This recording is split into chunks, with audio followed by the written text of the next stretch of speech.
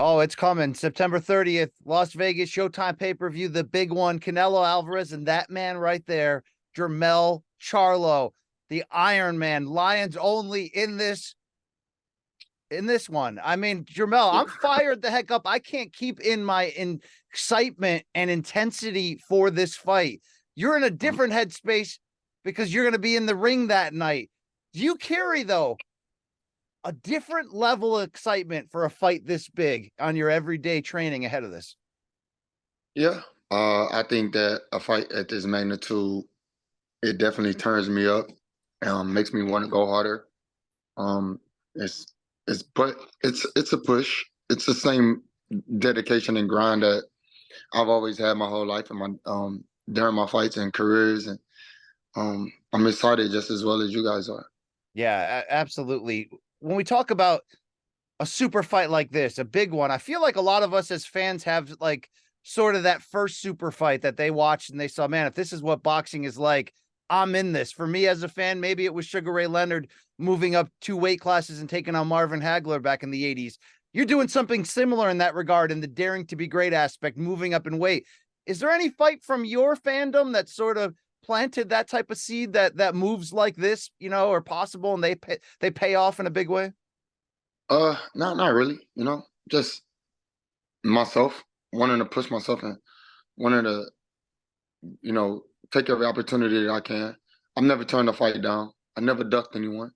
I've always wanted to fight Canelo Alvarez even years ago. Um, and it's better late than never.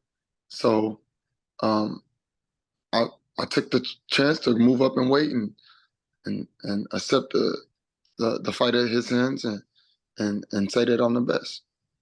Do you remember a time when you first realized, like, I can do this, I can fight the biggest star in the game? And Canelo's, when we're talking about Canelo, he's been on top for 10 years, so it's been a long time. But when was the first time that you remember going, I'm gonna fight that guy, I'm gonna have a moment like that? Uh, uh, I don't know. I've been to almost a lot of his fights. The ringside, it's fun. And just watching it from the outside, looking in, paying attention to everything. I just knew that it's one day we'll get in the ring, and so time is now. Yeah, the time is now, and we're so looking forward to it. The style, contrast, everything that goes into it.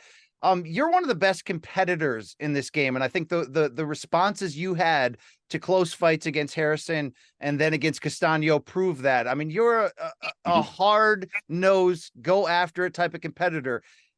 Where does that come from in you?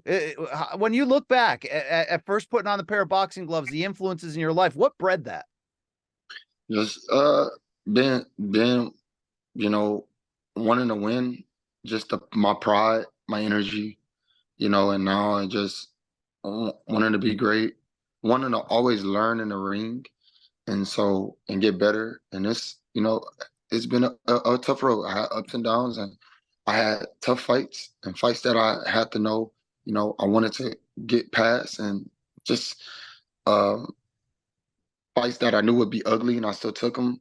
But as a professional, dealing with Oscar De La Hoya them, and the push that he had, and facing he put you in there with tough fighters, maybe to see if I wasn't even the best fight, or I wasn't undefeated or something. Some of those guys was undefeated.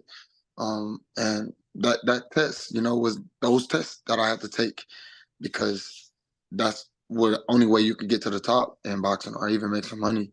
So once you get to that part, and you take on all the challenges, you get this far, and so yeah. When do you think boxing became real to you, to the idea that you could be great at this? Like, was it for put on the gloves as a little kid? What was that sort of turning point moment? Probably like 17 years old. Years before that, every time I fought in amateurs, I kind of had a big group of people crowd around the ring, and it was fascinating. They thought, they was expecting a explosion, a knockout, or something crazy. A lot of family came out, and I just knew about when I turned pro that I would be destined for some greatness. Yeah, no doubt about it. Was it always you and your brother, in your mind, the idea that you guys would reach where you are today? I mean, you know, two reigning and defending champions, both were in consideration for this fight. Your brother could be fighting Canelo, you know, in the future, who we know. Was it always in the beginning you thought you'd end up here, brother and brother, arm in arm in that regard, where you both have accomplished so much at this point? Or did it feel like one would outpace the other at any different point? Uh, I don't know, man. I feel like I was gonna always take my own road, and he was gonna take his own road. We had other guys that we trained with, from Regis Prograis to Highland Williams to Jesus Mendez, Omar Henry, Lenar Lane. We had a solid squad growing up back in the days. And I already, it always felt like somebody amongst that crew, even Jesse Vargas, came down to work with us sometimes, time to time. We just always knew that it would be we would all be great, in our diaphragm. Marlene Espinoza, she was a part of our squad. Pay Long, Kenny Weldon. We had a group of people, and it was some great guys coming out in our era. So we just knew that everybody might win a world title. Yeah, I mean, is that having lions like that, to use the term, to the growing up with, and not just a twin brother who's also elite world class, but having that community? How big of a role did that play in making you the tough lion you are today? Yeah, I mean, that played a major role. We was all those lions, and it was always that one OG lion and another couple other OG lions like Kermit Cintron and Evander Holyfield and Juan Diaz and Rocky Juarez. Those was like the big dogs, and we was really the young cubs running around attacking everything, trying to prove to the big dogs that one day we want you to support us and rock with us. So, man, growing up as an amateur, and the pedigree that we had was in the background information, you could tell that it was destined to be one of the greats. Do you think you could have been this great without a twin brother growing up next to you, that's even to this day constantly pushing you and motivating each other, and sometimes being rivals with each other, but then sometimes, comparing? I mean, like, could it have happened without you two pushing each other on? Well, I truthfully can't answer that question. I mean, I don't know. Yeah, because we both could have played in other sports and stuff. So we was really good super athletes. And my brother definitely was motivation. Having a twin brother growing up and watching and training with every day was super big. But I don't really think it was just the fact that you have a twin. I mean, you got people that have brothers, and they motivate each other. Sometimes it doesn't make a difference if it's twins or not. We chose the same field. So yeah, no doubt. Incredible where you got to today. I want to talk about your fighting style, because you've always been a fighter who can win a fight any way you need to in that moment.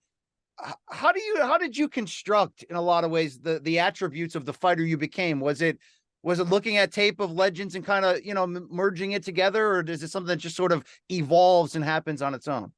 a little bit of both. Like I said, growing up watching super big fighters and having my own fights, plus having my own favorite fighters, and to playing video games, playing fight night, like it just, all of those things added up, plus the heart, you was gonna get a superior fighter. Do you think your style is unique? Do you think what is it about you today that you think makes you one of the pound for pound best? Being able to adapt to mostly anything that can happen in the ring.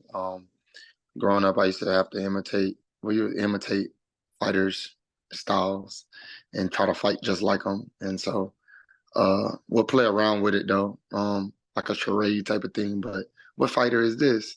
And then we will be able to easily call that out. But just being unique in a way, and I mean, that's what makes that's my style, and so yeah. Yeah, absolutely. I want to, the mental part of this is such a key part. And you've always seemed to have this mental edge where you're able to use emotion and put it into the fight and not let it distract you, but let it fuel you in that regard. Mhm. You're okay in chaos. You showed that in the Castano rematch. You'll stand right in front of him, walk right into him, and handle yourself. Do you think it's the kind of thing where some people are born and bred for that and some people aren't? You know, your ability to, it's not just a lack of fear, your ability to operate within chaos seems to be, above the rest.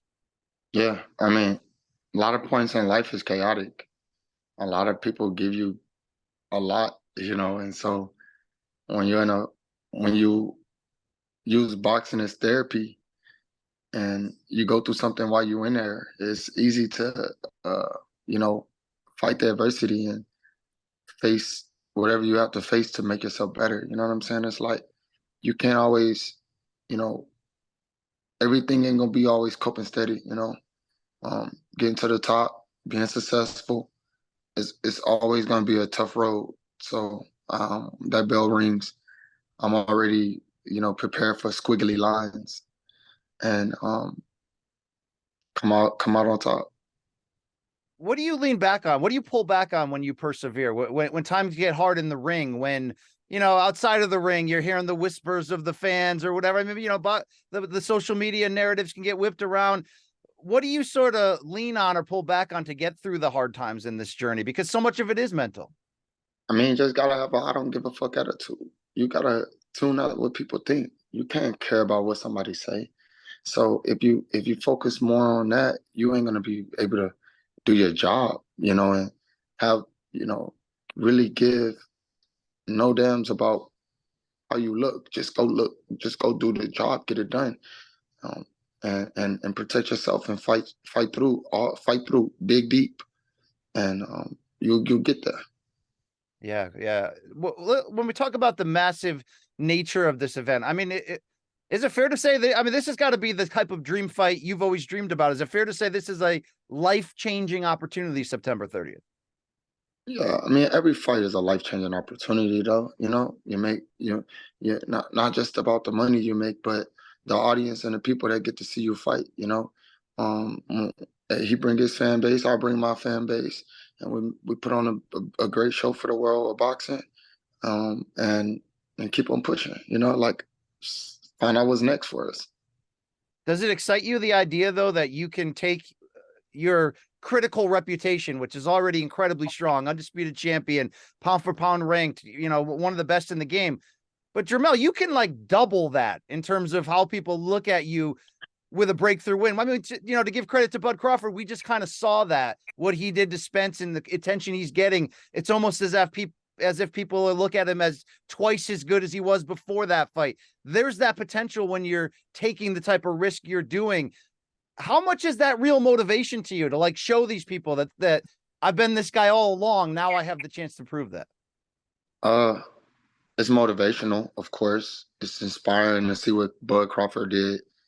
But I stay in my own lane. Um, and just so happened the next opportunity that I got presented such a aggressive magnitude of an event. I'm excited about that.